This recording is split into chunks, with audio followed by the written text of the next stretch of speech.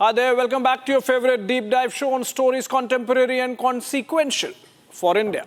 This week I pick up three. Going by the events of past week, one is left wondering if the war between Russia and Ukraine has turned into a war between the United States and Europe. Let's unspool what's up in the Western theatre. And then back to our neighborhood, I look both to the west and the east of our borders, Pakistan and Bangladesh respectively. Is Balochistan inching towards a breakup from Pakistan? How long before it happens? Also, with Donald Trump saying that he leaves Bangladesh question to Prime Minister Modi during their joint presser in DC, is the game over for the Yunus regime in Dhaka? Let's get going.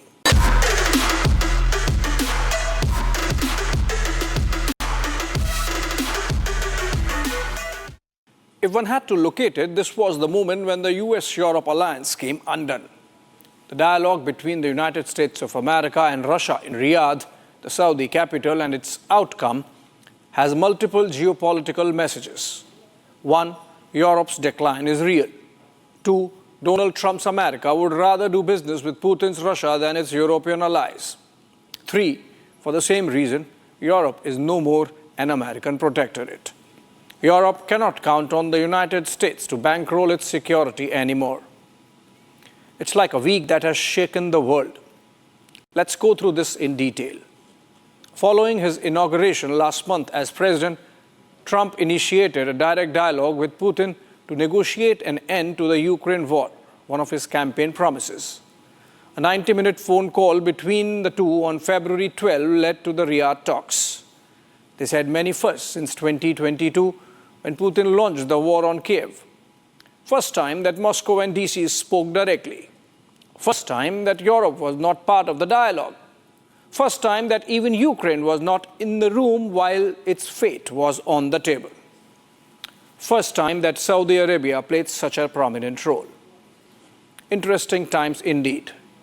The ball was set rolling hours before the Trump-Putin call, with U.S. Defense Secretary Pete Hegseth setting the contours of what was in their mind. End of American military and monetary support to Ukraine's war efforts. No NATO membership for Kiev. And no going back to pre-2014 territorial claims of Ukraine. Even before the talks, the Hegseth comments brought down the entire edifice of Europe's support architecture to Ukraine. He was speaking at a Brussels conference so that there was no ambiguity. Trump went on to his social media platform, Truth Social, to announce details of the phone call. It was not just about Ukraine, but obviously that was the elephant in the room or in the call. Kremlin had done its homework well. Putin quoted from one of Trump's stump speeches that what Ukraine war needed was an injection of common sense. A day before the phone call happened, Trump's special envoy to the Middle East, Steve Witkoff, was already in Moscow and had secured the release of American citizen Mark Fogel. After the call, Trump also called for Russia to be invited back into G7 and expressed hope for an early meeting with Putin.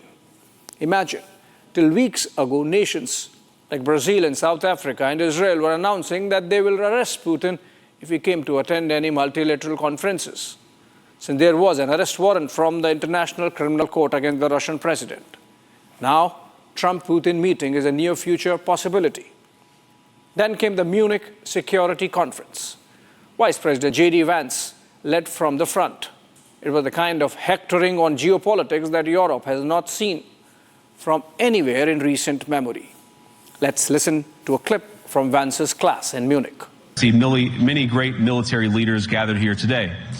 But while the Trump administration is very concerned with European security and believes that we can come to a reasonable settlement between Russia and Ukraine, and we also believe that it's important in the coming years for Europe to step up in a big way to provide for its own defense, the threat that I worry the most about vis-a-vis Europe is not Russia, it's not China, it's not any other external actor. And what I worry about is the threat from within. Some European observers have called the Vance speech the opening salvo in U.S.-Europe divorce proceedings. Full of sarcasm, even scorn for Europe, the Vance speech heralded the retreat of America on its own terms. The atmosphere in Munich was described as that of a funeral by some observers. The end of a stable transatlantic alliance that provided global geopolitical stability. Vance's speech came out of a long-held conviction. Participating in the same conference last year, only as a senator, Vance had called for Europe to stand on its own 2 feet. From Munich theater shifted to Riyadh, where Secretary of State Marco Rubio announced a multipolar world with the United States only a first among equals. This is the end of American hegemony as we have known in the post-World War II world. Europe is left seething, reeling, even crying. Look at this. This is chairman of the Munich Security Conference, Christoph Huchsen, crying like a baby. This is representative of the shock European leaders are going through. They scrambled into an emergency meeting. UK's Keir Starmer announced his country was willing to put boots on the ground in Ukraine, only not knowing whether he would get the backing of his own parliament. German Chancellor Olaf Scholz, effectively a lame duck, sought to rebuke Vance. A meeting of European leaders called for doubling down on support to Ukraine, irrespective of American support. But it is obvious Europe does not know from where the monies would come from. Whatever remained of the European resolve had a Trump wrecking ball coming.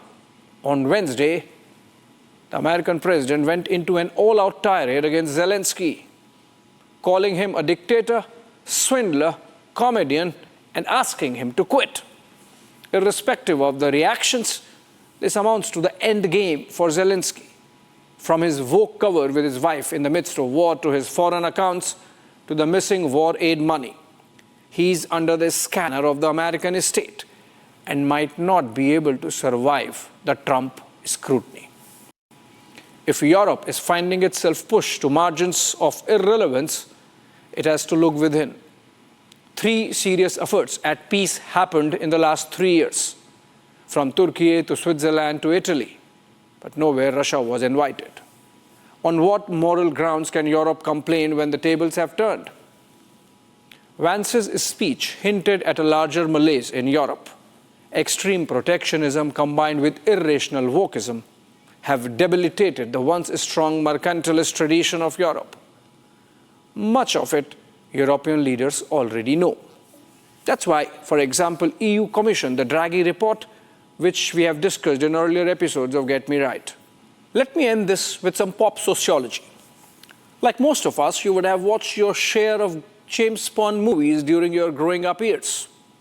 An interesting pattern in the context of today's geopolitics is the number of Russian villains in those Bond movies.